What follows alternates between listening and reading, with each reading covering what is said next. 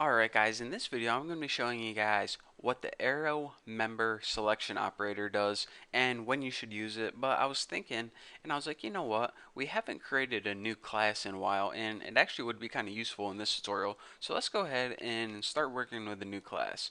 So just a refresher from, I don't know, I probably did this like 20 tutorials ago. In order to create a new class, press File, New Class, and then you go ahead and name your class anything you want. I'm going to name mine Sally, and I don't think we covered destructors yet, so let's go ahead and uncheck those and make sure we're working in the same directory as our main CPP so everything looks good.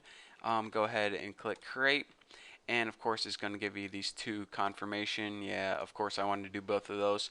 And now we got two new files, a Sally header file and a Sally CPP file. And remember, the Sally header file is basically where we're going to be making all our prototypes, and the Sally.cpp is where we're going to be doing the actual coding. So in our main CPP, we need to do a couple housekeeping things first. Go ahead and copy these, and of course it's your IRStream and namespace, and go ahead and copy it right in here. And of course we need the Sally header. Oh, I forgot. I always try to right click and select copy, but there is no copy. So anyways, go ahead and get our Sally header and paste it in our main.cpp. So basically the beginning of main CPP and Sally CPP should look pretty much the same. So now a couple things I like to do. Actually, the only thing I like to do is this. Go ahead and take out this comment because useless comments annoy me. And I guess I might as well go over this one more time. Inf, def, and define, and endif, all this means, this stuff in green right here, they put that there in every class they automatically build for you, and it pretty much means don't include a header file if you don't need it. This literally means if not defined Sally header file, then define it. So basically, whenever you're running it in main CPP, all these classes are going to have it in. It's like if you already included Sally header file, then don't include it again because you only need to include it once, obviously. So that's what all that means. So now all my explaining, we can finally get to the tutorial. So in this tutorial, the first thing we need to be able to do is I'm just going to create a random stupid function in the Sally class. So in order to do that, let's go ahead and it's not going to return anything, so I'll just put void and then write your class name Sally, and then we need that double colon operator and then print crap. Oh, it already have my favorite function stored for me. So basically, we need this double colon operator. Again, this is a reminder because without it, it wouldn't know what function print crap belonged to. So we're saying, all right, this belongs to the Sally class. And, if we didn't have that, then we would get an error. So write your class name, double colon, and then your function name whenever you're building functions. So print crap, and all we're going to have this do is see out, write something stupid like, did someone say steak? And end line. So basically we have the Sally class and we have our constructor function which doesn't do anything, and we have this function called print crap that pretty much prints crap out on the screen. So now we can go ahead and prototype it, and remember whenever you're prototyping in class, go ahead and copy that. And actually what we need to do is this. Don't even copy that. Just under your public write void print crap, and that's all we have to do to prototype it. We don't have to copy it because this Sally is basically telling this header file it belongs to the Sally class. But whenever we're prototyping the class, it already knows that, of course, we're working with the Sally class. So that's why we don't write something like this. Sally, like that. So, just a nice little note to keep track of.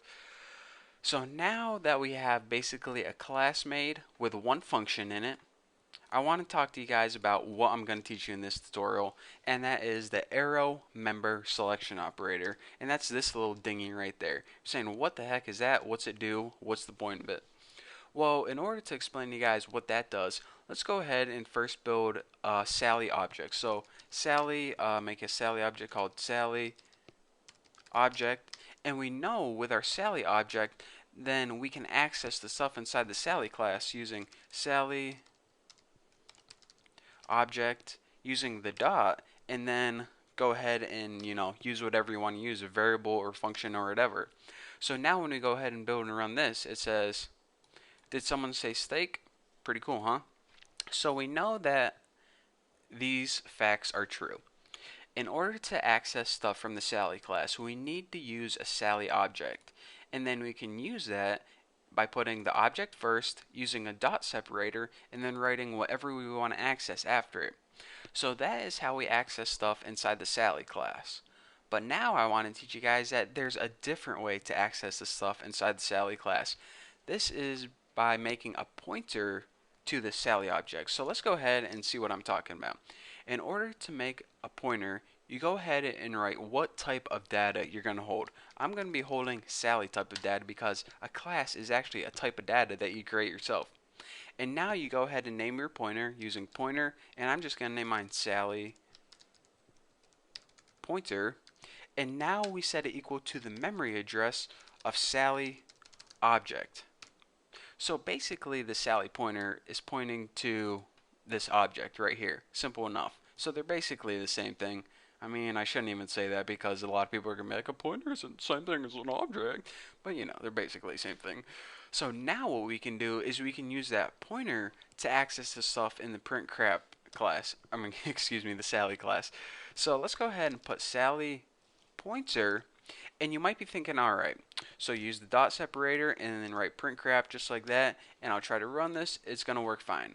But why am I getting an error message right here? And that brings me to the point of this tutorial. Whenever you're using a pointer to access stuff inside a class, you need to use something called the arrow member selection operator. So again, whenever we run this, it's going to work fine and dandy. So this is accessing it with the object, and this is accessing it with a pointer. Pretty cool, huh? So it's basically two different ways where you can access things inside a class. Right now I just want to show you guys how to do it, and then later on I'm going to show you guys when you would need to do it, but not in this tutorial. For this tutorial, I just want to make sure you guys understand this information. You have two different ways of accessing things inside of a class. One way is to use an object, and then the function name. And another way is to use a pointer and then the function name or variable name. Whenever you use an object, you use the dot separator. Whenever you use a pointer, you use the arrow. And that's actually pretty easy to remember because whenever you're using a pointer, it kind of looks like a pointer. So, I mean, can't get easier to remember than that. So that's all I want to teach you guys for this tutorial. Hopefully you understand the concept behind it. You probably don't understand why you would use one versus the other, but you will later on. So for now, just understand this, and don't forget to make sure that your beginning of all your .cpp files are basically the same. So that's all I have for you guys for this tutorial. Thank you guys for watching. Don't forget to subscribe, and I guess I'll see you guys in the next video.